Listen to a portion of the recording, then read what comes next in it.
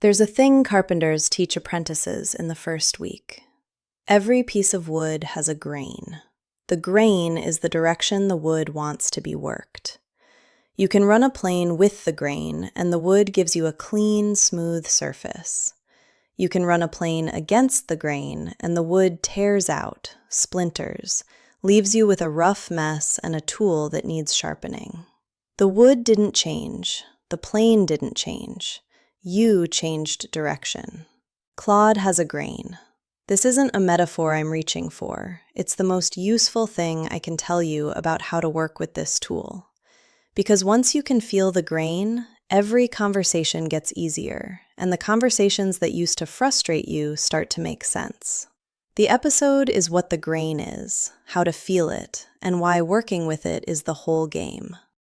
The grain of Claude. This is a depth episode, different from the cues episodes, not a tactical set of moves, a way of seeing the tool. By the end, you'll understand why some of your conversations with Claude feel effortless, and some feel like fighting, even when you're doing similar work in both. The difference is grain. Before the grain itself. What grain means as a frame. Every tool has a natural disposition. The disposition is what the tool does when you let it do its thing. A chisel cuts straight lines and curves badly. A camera flattens depth and renders light beautifully. A guitar makes some chords easy and some chords impossibly hard. You don't fight the disposition of a tool. You work with it.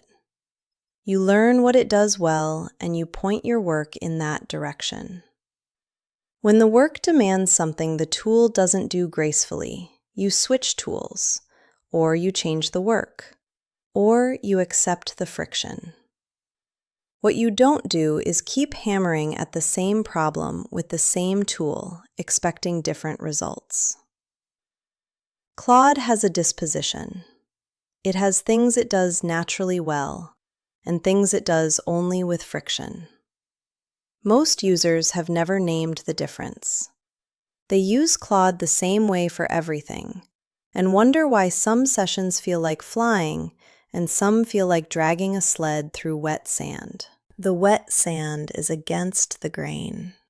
Here is the grain of Claude.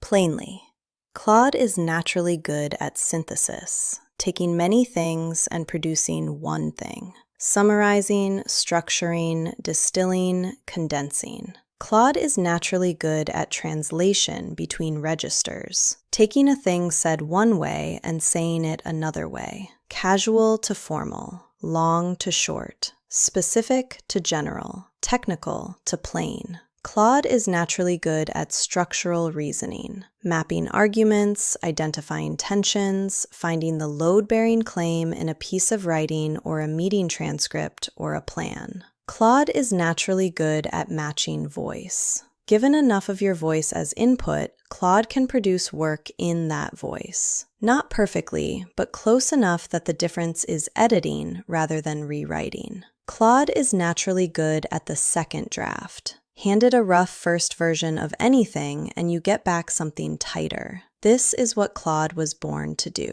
That's the with grain side. 5 capabilities Claude operates from as a default state. Here is the against the grain side. The things Claude can do, but only with effort, and where you should expect friction. Counting and exactness. Claude is reliable about whether a number exists, but unreliable about what the number is. Treat every specific quantity Claude gives you as a draft, not a fact. Novelty without scaffolding. Claude doesn't generate from nothing well. Ask Claude to invent something from a blank page, and you get a median version of that thing. Ask Claude to invent from a starting point, and you get something interesting. Holding many specifics in tension. Claude can hold 3 or 4 specific constraints simultaneously. Past that, things start slipping. Not because Claude isn't smart enough, because the natural register is structural, not granular, tracking arbitrary state across a long conversation. Claude doesn't remember things mechanically the way a database remembers. If you need exact state tracked across a long session, write it down outside Claude and paste it back in. Pure originality. The thing Claude is least good at is producing work that doesn't already exist in some form in its training. The work it produces is recombinant, not generative in a pure sense. This is the most important thing to understand, and the one most people don't. That's the against grain list. 5 things Claude does, but does with friction. Now the deeper point, because the lists aren't arbitrary. Notice what's on the with grain side. Synthesis, translation, structural reasoning, voice, second drafts. Notice what's on the against grain side. Counting, novelty, holding many things at once, tracking state, pure originality. The shape of the lists tells you something. Claude isn't strong at the things humans find effortless and weak at the things humans find hard. It's almost the opposite. Synthesis at scale is hard for a person and natural for Claude. Knowing exactly how many things are in a list is trivial for a person and slippery for Claude. The capabilities don't carve at the same joints. This is the thing most Claude content gets wrong. Most channels treat Claude as either a smart assistant who's a bit forgetful or a clever machine that's just predicting words. Neither model is right. Neither helps you work with it. Claude is something else. A thing whose strengths and weaknesses don't match the strengths and weaknesses of any tool you've used before. The reason this episode exists is that the people who get the most out of Claude are the people who've stopped trying to fit it into a category they already know. They've started noticing what Claude actually is and pointing their work at the with grain side. That's the real meaning of the grain. It's not a list of tips. It's the shape of a new kind of capability, and your job is to feel it. The grain isn't taught, it's felt. There are 3 things you can do to develop the feel faster. First, notice when a conversation is easy and ask why. If Claude is producing exactly what you want in 2 turns, what shape was your request? Almost certainly it was synthesis or translation or a second draft. You were with the grain without naming it. Notice the shape. Use the shape on purpose next time. Second, notice when a conversation is hard and ask the same question. If Claude is missing the point on the 3rd try, what shape was your request? Almost certainly it was something on the against grain list. Counting, novelty from nothing, many specifics in tension. You weren't fighting Claude, you were fighting the grain. Third, and this is the move that compounds the fastest, learn to translate against grain requests into with grain ones. Instead of asking Claude to invent something from nothing, give Claude 3 things to combine and ask for synthesis. Instead of asking Claude to hold 7 specifics, give Claude the 3 most important and ask it to find the structure that holds the other 4. Instead of asking Claude to count, ask Claude to verify whether your count is right. The translation move is the operator's skill. Most people give Claude the request in the form their head produced it. Operators reshape the request to land on the with grain side before they hit send. Same outcome, half the friction. You're not bad at prompting. You've been working against the grain. Let me show you the translation move in action. Real shape, not a hypothetical. Against grain request. Claude, give me 10 original product names for a new tea brand. The output is mediocre because you've asked for novelty from nothing. The with grain translation. Claude, here are 5 tea brand names I think work and 2 I think don't. The ones that work are these because of these qualities. Generate 10 new names that share the qualities of the ones that worked and avoid the qualities of the ones that didn't. Same goal, different shape. The first request asks Claude to invent. The second asks Claude to synthesize from your taste. One is against the grain, the other is with it. The second one produces output that is actually useful every time. This translation move is most of what working with Claude well actually is. You take the shape of your request, you check whether it's on the with grain side, and if it isn't, you reshape until it is. 2 seconds of thinking. 10 times the quality of output. A short note on what this changes about your practice over weeks and months. Once you can feel the grain, you stop having frustrating sessions with Claude. Not because Claude got better, because you stopped asking Claude to do things it doesn't do well. You either reshape the request, or you reach for a different tool, or you do the work yourself. The friction goes away.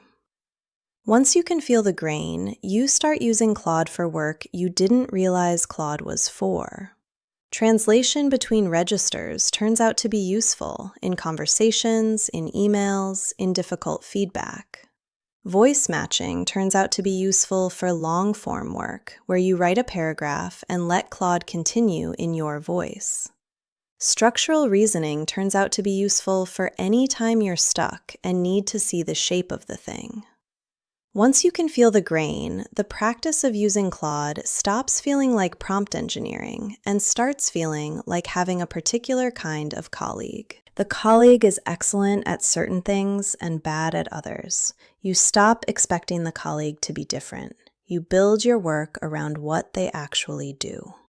3 common mistakes operators make before they feel the grain. Mistake 1. Treating Claude as a search engine. Most people ask Claude factual questions and trust the answer. The grain says Claude is a reasoning surface, not a retrieval system. Treat factual outputs as drafts. Verify the ones that matter. Mistake 2. Asking Claude to be original from scratch. The grain says Claude works from material. Give it material. 3 things to combine. 5 examples to pattern match against. A draft to improve. Originality from nothing is the hardest thing you can ask, and you're asking the wrong question. Mistake 3. Expecting Claude to remember things mechanically. The grain says Claude holds the structure of a conversation, but not the specifics. If specifics matter, write them down and paste them back in. Don't expect Claude to do your record keeping for you. These 3 mistakes account for most of the frustrating Claude sessions in the world. None of them are about prompts. All of them are about asking the tool to do something against its grain. You don't get better at Claude by writing better prompts. You get better at Claude by learning what it is. If you take one practice from this episode, take this. Before you hit send on any prompt, look at the shape of what you're asking. Ask yourself, is this synthesis, translation, structural reasoning, voice matching, or second drafting? If yes, send it. If no, see if you can reshape it so that it is. This is the move that turns intermediate Claude users into operators. Not better prompts, better shaped requests. Same intent, different form. The cues episodes taught you what to say.